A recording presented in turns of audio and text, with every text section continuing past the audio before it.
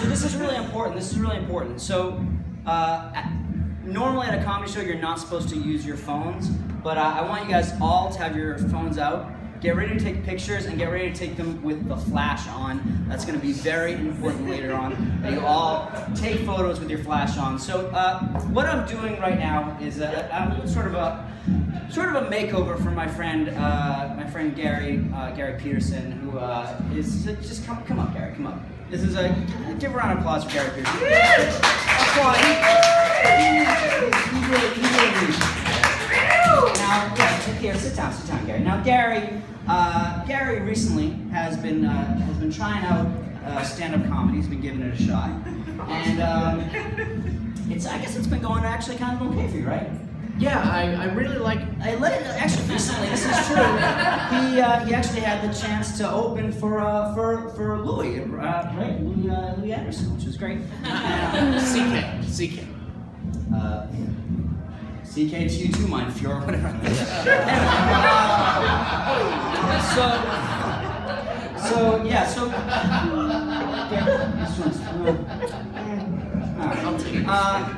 So Gary, ever since he started trying out this stand-up comedy thing, he's been bugging me to come see one of his skit shows, and I finally got out to one of them. I saw him perform. You call it performing?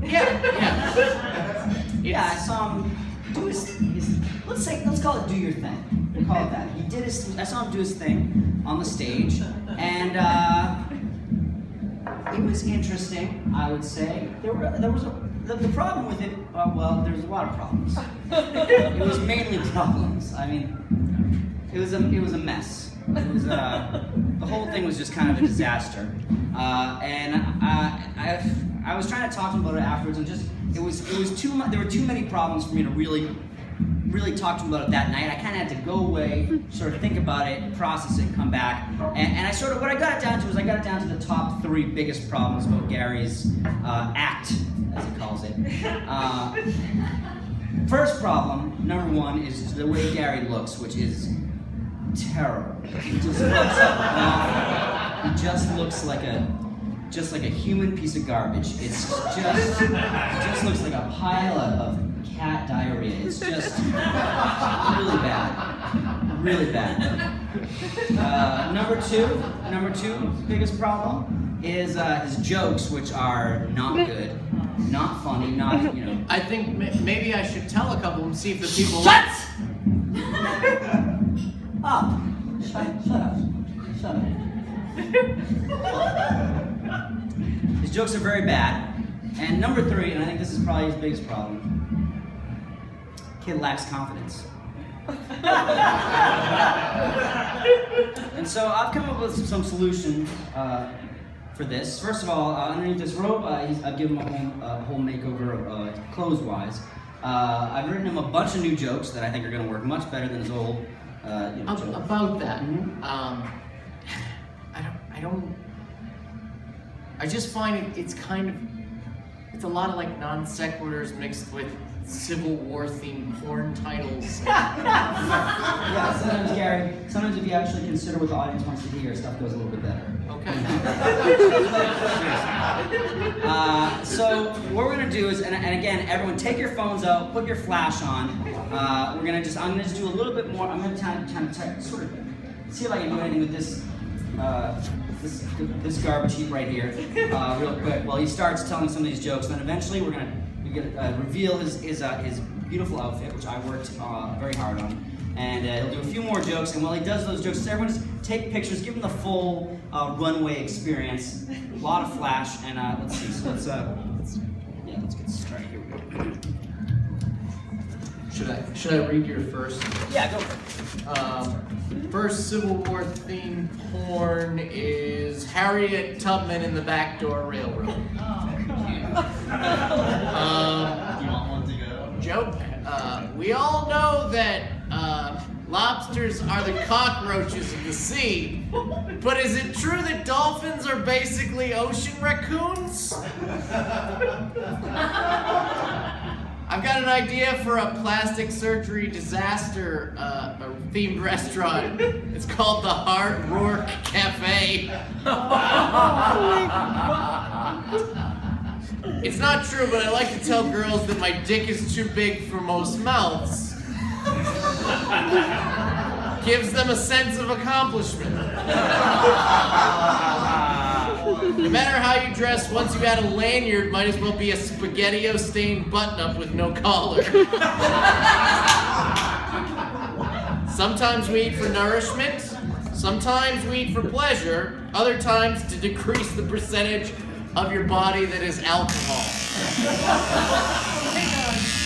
Probably not many people appreciate George Foreman's George sitcom, but I bet his family loves watching it on Thanksgiving.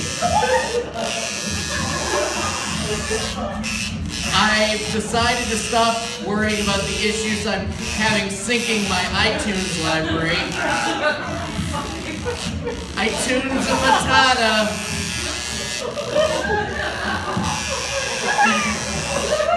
I like to lace my shoes up really tight so my feet don't run away.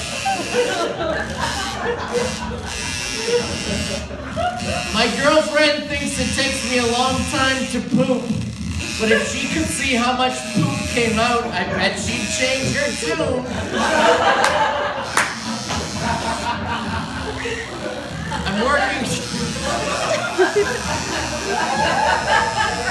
I'm working on a screenplay for a movie about a moody curmudgeon who lives in the wilderness that is on the spectrum.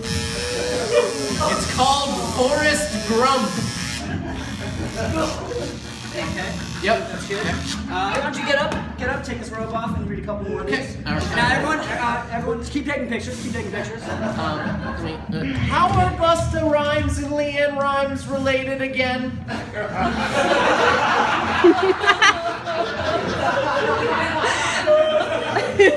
Call me old-fashioned, but I don't think martial arts should mix. Heckle this one over here. You fucking Pollock. I hate when people say I'm starving for pussy. No, you may be hungry, but you ain't starving. Do some crowd work. Hey, where you from, idiot? Everett. Great. Let's do that. New jerk off. Ready? 3, 2, 1.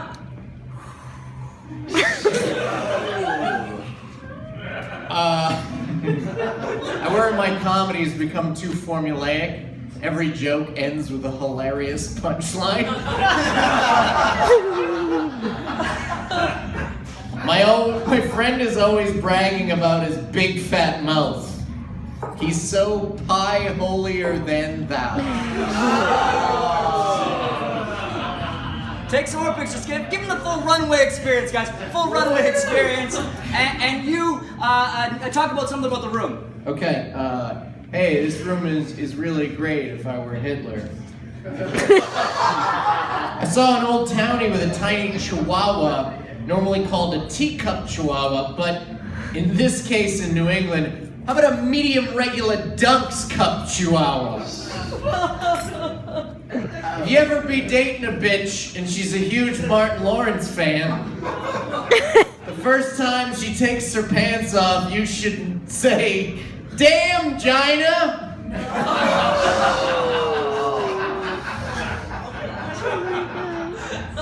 You ready for the closer? Yeah, ready for the closer. Met this really dumb guy from Africa.